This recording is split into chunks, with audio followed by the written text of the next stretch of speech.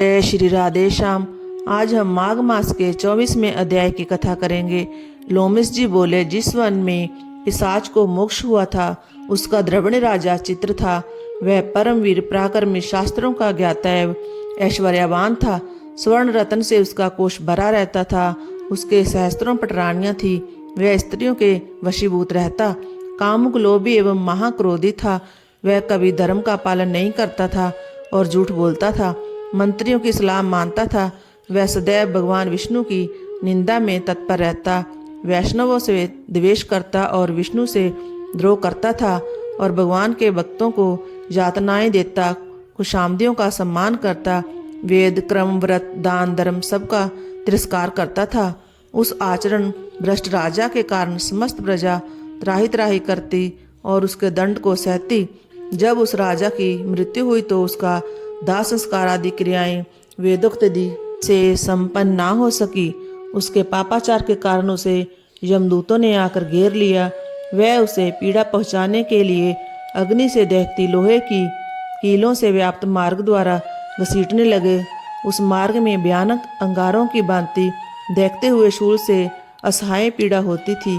विशाल जबड़ों वाले श्रृंगाल एवं कुत्ते जहाँ मुंह पड़ता झपटा मारते और उसके द्वारा जो पीड़ा होती थी वह चीत्कारों से भी कई गुना थी।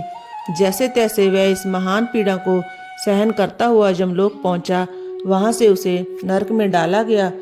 सर्वप्रथम वह तामसिक नरक में डाला गया, उसके बाद उसे अंधतामिस्त में डाला गया। उसके दुख सहन करने के बाद रौख नरक में डाला गया, फिर उसे महारौख नरक में डाला गया। महारौख के बाद उस राजा को कालसूत्र आदि नरकों में यातना दी गई। इस तरह पीड़ा के कारण वह राजा मूर्छित हो गया। जब वह पुनः चैतन्य हुआ तो उसे महावीरी में डाला गया। उसके बाद उसे तापन में डाला गया। तत्पश्चात संत प्रतापन में डाला गया। संत प्रतापन में वह दुखाग्नि में जलता हुआ अत्यंत व्याकुल हो गया। क्रम से उसे संताप में डाला गया, फिर कामोल में यातना दी गई, बाद में कुड़मल में डाला गया, फिर उसे पूर्ति भूतिक नरक में डाला गया।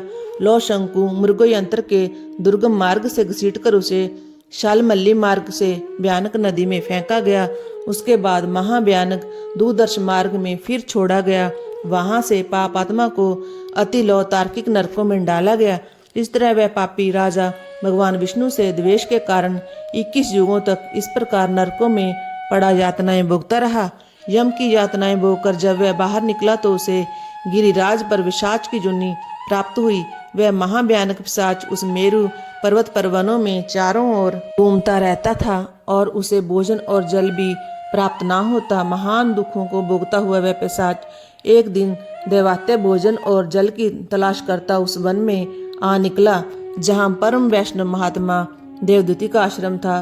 थकान और भूख प्यास से व्याकुल होकर वह वृक्ष के नीचे गिर पड़ा और हाय मरा कहकर चिल्लाने लगा। वह विलाप करते हुए कहता कि मैं इस प्रकार समस्त जीवों का कोप बोझ कब तक बना रहूंगा। इस नरक सागर से कौन मेरा बेड़ा पार करेगा। यह कहता हुआ वह विलाप करने लगा। इस प्रकार कथा का 24वां अध्याय समाप्त हुआ। जय जय श्री राधे श्याम।